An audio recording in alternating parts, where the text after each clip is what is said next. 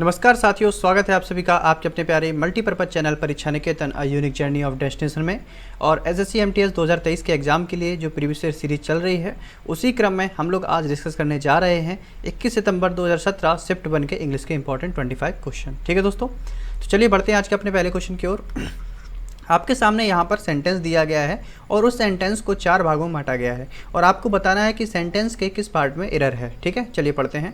Scientist see the evidence of early life in ancient rocks, यानी जो वैज्ञानिकों ने जो प्राचीन समय था उस प्राचीन समय के प्राचीन पत्थरों पर वहाँ के उस समय जीवन कैसा था उसके बारे में क्या किया, उन्होंने एविडेंस इकट्ठे किए। तो आप अगर ध्यान से देखेंगे सेंटेंस में कहीं पर भी एरर नहीं आ रही, क्योंकि ये सेंटेंस बना है प्रेजेंट इंडेफिनिट टेंस में। और आप जैसे कि जानते हैं कि प्रेजेंट डेफिनेट टेंस होता है, इसमें अगर आपका सब्जेक्ट सिंगुलर है तो वर्ब के साथ एस और ई एस लगता है इसमें एफर्मेटिव सेंटेंस में, और अगर आपका सब्जेक्ट प्लूरल है तो फिर इसमें एस ई एस नहीं लगता है, जबकि सीधी वर्ब की फर्स्ट फॉर्म लगती है। तो यहाँ पर आप देखेंगे लिखा है साइंटिस्ट, यानी कि ये प्लूरल है प्लूरल के नहीं है, तो यहाँ पे वर्ब की कौन सी फॉर्म लगा दी गई है, सीधे वर्ब की फर्स्ट फॉर्म लगा दी गई है। ठीक है, तो ये सेंटेंस पूरी तरीके से क्या है, एररलेस है, यानी कि नो एरर इसका आंसर होगा ऑप्शन नंबर 4। ठीक है, नेक्स्ट क्वेश्चन नंबर 2 में भी आपको सेम ऐसा ही करना है, इसमें बताना है किस पार्ट में एरर है। Before you finalize any of them search and comparing. अगर आप ध्यान से देखेंगे यहाँ पे देखो लिखा है before you finalize any of them, इनमें से किसी को अगर आप फाइनल कर रहे हैं, यानी कि यहाँ पे ऑप्शंस की बात की जा रही है, तो आप यहाँ पे ध्यान से देखो लिखा है सर्च एंड कंपेयरिंग। आपने पता होगा कि जब एंड के साथ दो चीज़ों को जोड़ते हैं तो वो एक ही फॉर्म में होती हैं, एक ही जैसे रूप में होती हैं। तो यहाँ पे लिखा है सर्च और यहाँ पे लिखा है कंपेयरिंग, यानी कि या तो सर्चिंग एंड कंपेयरिंग होना चाहिए था या तो सर्च एंड कंपेयर होना चाहिए था। लेकिन अगर सेंटेंस का अर्थ निकालें तो सर्च अपनी जगह पर बिल्कुल सही है। Before you finalize any of them search and compare, क्या करें आप उनके बारे में जाँच पड़ताल करें और कंपेयर करें तब फाइनलाइज करें। तो यहाँ पर कंपेयरिंग नहीं होकर के कंपेयर होगा, इसलिए ऑप्शन 3 हमारा करेक्ट माना जाएगा। ठीक है, इसी में आपकी एरर है। क्वेश्चन नंबर 3 में आपको करेक्ट फिल करना है। Ashish tried to dash smoking but did not succeed, यानी कि सेंटेंस के पीछे वाले हिस्से से हमको ये पता चल रहा है कि सेंटेंस में क्या कहा जा रहा है। सेंटेंस में कहा जा रहा है कि जो आशीष है वो स्मोकिंग को छोड़ने का प्रयास कर रहा है लेकिन सफल नहीं हो पा रहा है। तो जो छोड़ने के लिए एक आपकी फ्रेजल वर्ब आती है, ठीक है, जो कौन सी फ्रेजल वर्ब होती है, इसका नाम होता है गिव अप करना। ठीक है, कहते हैं छोड़ देना। तो Ashish tried to give up smoking but did not succeed, तो ऑप्शन सी हमारा करेक्ट होगा। Next we are moving to the next question number 4। यहाँ पर भी आपको करेक्ट प्रीपोजिशन फिल करनी है। Asina has invited some of her friends coffee, मतलब आसिना ने अपने कुछ दोस्तों को इनवाइट किया, किसके लिए, कॉफ़ी के लिए इनवाइट किया। तो के लिए किसके लिए इनवाइट किया, कॉफ़ी के लिए इनवाइट किया, तो यहाँ पे क्या आएगा, फॉर आएगा। अब अधिकतर लोग अगर लगाएंगे कि यहाँ पे ऑन भी आ सकता है, Asima has invited some of her friends on coffee, coffee पर बुलाया। तो हिंदी भाषा में ऐसा ही लगता है कॉफ़ी पर बुलाया, बट कॉफ़ी पर नहीं बुलाया जाता, कॉफ़ी के लिए बुलाया जाता है। ठीक है, तो Asina has invited some of her friends for coffee, तो यहाँ पे ऑप्शन 2 हमारा करेक्ट होगा। क्वेश्चन नंबर 5 में आपको बताना है कि जो एम्पलीफाई वर्ड दिया गया इसको कौन सा बेस्ट एक्सप्रेस कर रहा है, यानी आपसे पूछा गया यहाँ पे सिनोनिम। ठीक है, तो देखें सिनोनिम के एम्पलीफाई का मतलब पहले तो आपको पता होना चाहिए। एम्पलीफाई का सीधा सीधा मतलब होता है किसी चीज़ को क्या करना, हायर लेवल पर ले जाना, यानी बूस्टअप करना। तो यानी कि ऑप्शन नंबर 1 हमारा करेक्ट हो जाएगा। नेक्स्ट क्वेश्चन नंबर 6 है। यहाँ पर भी आपको क्या करना है, कैजुअल जो वर्ड लिखा हुआ है इसका आपको सिनोनिम बताना है, कैजुअल का सिनोनिम आपको बताना है। तो कैजुअल का मतलब होता है कि जो नॉर्मल ऐसे ही जब कभी हम लोग बोल देते हैं, जैसे कि अचानक कभी हमारा मिलना हो गया तो बोलते कैजुअली मिल लिया हम लोगों ने, ऐसे ही कोई मतलब बेस्ट प्लानिंग नहीं थी। तो विदाउट प्लानिंग के ऐसे ही जो नॉर्मल हम लोग बिहेव करते हैं उसी को कैजुअलनेस कहते हैं। तो कैजुअल का सीधा हो जाएगा ओकेशनली, तो यहाँ पे ओकेशनल वर्ड इसका बेस्ट सिनोनिम होगा ऑप्शन नंबर 2। ठीक है, नेक्स्ट, क्योंकि प्लान का मतलब होता है कि आपने पूरा प्री प्लानिंग किया, डेलिबरेटली का मतलब होता है जानबूझकर किया, सीरियसली इसका कोई मीनिंग नहीं है यहाँ पे, तो डेफिनेटली यहाँ पे ओकेशनली बेस्ट होगा सिनोनिम।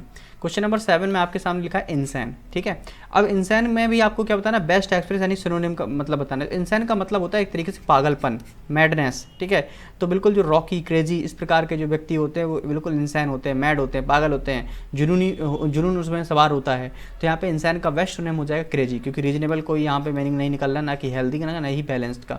तो क्रेजी, पागलपन, option number C. Question number 8 में आपको हिंडर वर्ड दिया गया है और इसका अपोजिट निकालना है, यानी कि एंटोनिम बताना है आपको किसका, हिंडर का।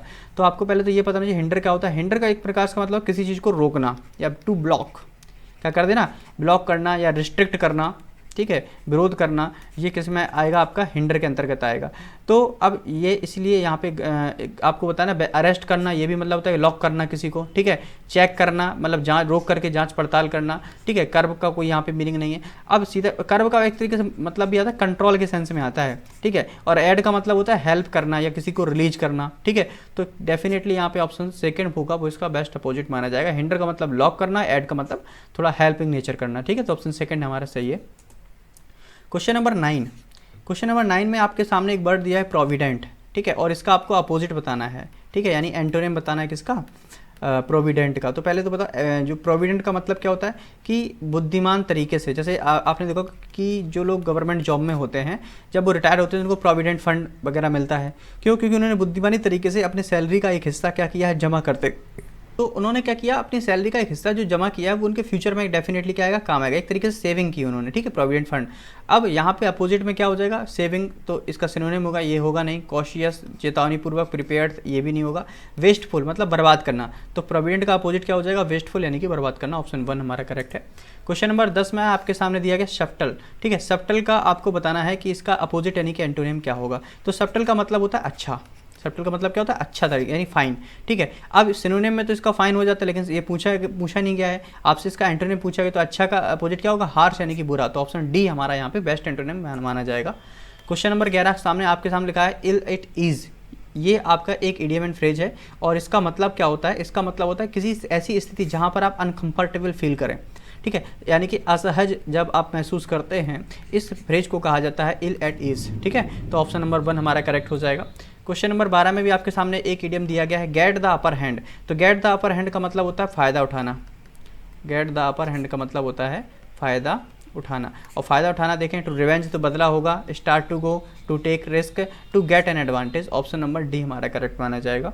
क्वेश्चन नंबर 13 में आपको बताना है कि जो ब्रैकेटेड पार्ट है इसमें आपका क्या फिल होगा। Today is the today is the day to complete this, after it you won't be able to do so, यानी कि यही वो दिन है जहाँ पर आप किसी पर्टिकुलर चीज़ को कंप्लीट कर सकते हैं, इसके अलावा आप नहीं कर सकते हैं। तो यानी कि लास्ट डे होगा, फर्स्ट डे में, तो अगर फर्स्ट डे है तो उसके बाद भी कंप्लीट किया जा सकता है, यानी ये नहीं होगा, सेकंड डे भी नहीं होगा, नो इम्प्रूवमेंट ये भी नहीं होगा। करेक्ट आंसर इसका क्या होगा, ये इसका आखिरी दिन है और अभी आपको कंप्लीट इसको करना पड़ेगा, इसके बाद आप नहीं कर सकते हैं। तो today is the last day to complete this, ठीक है। ऑप्शन 1 हमारा करेक्ट होगा। क्वेश्चन नंबर 14 में आपके सामने ब्रैकेट में पार्ट दिया गया, इसको करेक्ट करना है। Attention is better than cure, attention is better than cure ये नहीं है, ये आपका सीधा सीधा एक इडियम फ्रेज है। Prevention is better than cure, ठीक है, बचना क्योर करने से ज़्यादा महत्वपूर्ण है या ज़्यादा अच्छा है। तो prevention is better than cure, option B हमारा करेक्ट है। क्वेश्चन नंबर 15 में आपको बताना है, ये आपका 1 वर्ड सब्स्टिट्यूशन है, बताना है कौन इसका बेस्ट डिफाइन कर रहा है। Science of writing and compiling a dictionary, तो डिक्शनरी को कंपाइल करना लेक्सिकोग्राफी कहलाती है, ऑप्शन नंबर 2। क्वेश्चन नंबर 16 आपके सामने, science of the constitution of the whole universe, यानी पूरे यूनिवर्स के बारे में जो अध्ययन किया जाता है उसको क्या बोलते हैं, उसको बोलते हैं कॉस्मोग्राफी। कॉस्मोपॉलिटन नहीं कहा जाता, ये आपको याद रखना पड़ेगा, ठीक है, कॉस्मोग्राफी उसको बोलते हैं। क्लियरली, चलिए नेक्स्ट क्वेश्चन नंबर 17 को पढ़ते हैं। क्या है यहाँ पे करेक्टली स्पेल्ड वर्ड करना है, तो चैलेंज लिखा है, डेफिनेटली चैलेंज को किया गया। चैलेंज की स्पेलिंग क्या होती है, CHALENGE, तो यहाँ पे ऑप्शन नंबर क्या हो जाएगा, सेकंड हमारा करेक्ट हो जाएगा। क्वेश्चन नंबर 18 में डायग्नोज की स्पेलिंग पूछी गई, डायग्नोज की स्पेलिंग होती है DIAGNOSE, तो यहाँ पे ऑप्शन नंबर 1 करेक्ट हो जाएगा। क्वेश्चन नंबर 19 में आपको पैराजम्बलिंग दी गई है और सेंटेंस को करेक्ट ऑर्डर में लगाना है। तो गुड बुक्स, अब यहाँ पे ये तो आपका क्या हो गया, सब्जेक्ट हो गया, और सब्जेक्ट के बाद क्या आती है, या तो हेल्पिंग वर्ब आती है या तो वर्ब आती है। तो गुड बुक्स अगर आप देखेंगे मैन नहीं है, हैव है, स्पेयर्स नहीं है, तो यानी कि जो हैव है ये आपकी हेल्पिंग वर्ब है। तो good books have always helped, यानी क्यू से स्टार्ट होगा। अब क्यू से क्या, तो पहला भी स्टार्ट हो रहा है, चौथा भी स्टार्ट हो रहा है, यानी ये दो तो खैर गलत हो गए। अब आगे पढ़ेंगे, good books have always helped, अब किसकी मदद करती हैं, मैन की मदद करती हैं। तो क्यू के बाद क्या आएगा, पी, और क्यू के बाद पी किस में है, ऑप्शन नंबर 1 में है। QPR is the correct order of this sentence. Question number 20 में भी आपको करेक्ट ऑर्डर में लगाना है। तो देयर इज अ, यानी कि आपके सामने सब्जेक्ट भी हो चुका है, हेल्पिंग वर्ब भी हो चुकी है, अब आपके सामने कोई ना कोई ऑब्जेक्ट आएगा, ठीक है। तो देयर इज ए, अब इन डूइंग ये तो अदर वर्ड के रूप में आ रहा है, ऑनेस्टली एंड डेफिनेटली कोई मीनिंग निकल रहा है यहाँ पे। तो there is a sense of joy, यहाँ पर क्या है, आनंद का एक अनुभूति है। तो there is a sense of joy किसमें, in doing one's work honestly and efficiently, यानी किसी कार्य को करने में जिसमें आपको ईमानदारी पूर्वक और कार्य करें और इफिशिएंटली काम करें। तो वहाँ पर एक क्या है, एक अपना ही जज्बा है, एक सुकून है, ठीक है। तो there is a sense of joy, यानी आर स्टार्ट होगा, फिर पी आएगा, फिर आपका क्यू आएगा। ऑप्शन नंबर 3 हमारा करेक्ट हो जाएगा। अब आपके सामने 5 आपके क्लोज टेस्ट के क्वेश्चन हैं जो आपको अर्थ के आधार पर निकालने हैं। तो आगे पढ़ेंगे, पहले ही फिलिंग द ब्लैंक्स है। Is everything which we do in the right way in right time, यानी कि किसके द्वारा हम किसी भी चीज़ को सही समय पर सही तरीके से कर सकते हैं। तो धर्म का कोई मतलब नहीं, रिलेशन का कोई मतलब नहीं, डिसिप्लिन कहते नहीं, हमारे अंदर डिसिप्लिन होगा तो हम सही चीज़ को सही समय पर कर लेते हैं। तो discipline is everything which we do in the right way in right time. तो ऑप्शन नंबर सी यहाँ पे करेक्ट होगा। इट लीड्स, ठीक है, इट्स लीड्स किसको लीड करता है, ये हमको लीड करता है। तो यहाँ पे किसी तुमको नहीं, उन्हें नहीं, सभी को नहीं, इट लीड्स अस, ठीक है, क्योंकि यहाँ पे आगे देखेंगे क्या लिखा है, वी लिखा है, और वी का ही ऑब्जेक्टिव किस यहाँ पे क्या आएगा, अस आएगा। It leads us on the right path, we all follow various types of discipline. देखो डिसिप्लिन आ गया, तो यानी कि हमेशा जब भी आपको कन्फ्यूजन लगा करें कि क्या होगा, तो एक बार आप क्लोज टेस्ट को एक नज़र से, सनसनी नज़र से देख लीजिए, क्योंकि यहाँ पे बहुत सारे ऐसे वर्ड होंगे जो आपके ऑप्शन में मिल जाएंगे जिससे आप अंदाजा बेहतर तरीके से लगा सकते हैं, ठीक है। तो आगे पढ़ेंगे क्या लिखा है, we all follows various types of discipline in our life. अब कैसी लाइफ में, दैनिक जीवन में, तो डेली लाइफ होगा यहाँ पे। ऑप्शन नंबर क्या होगा, सेकेंड।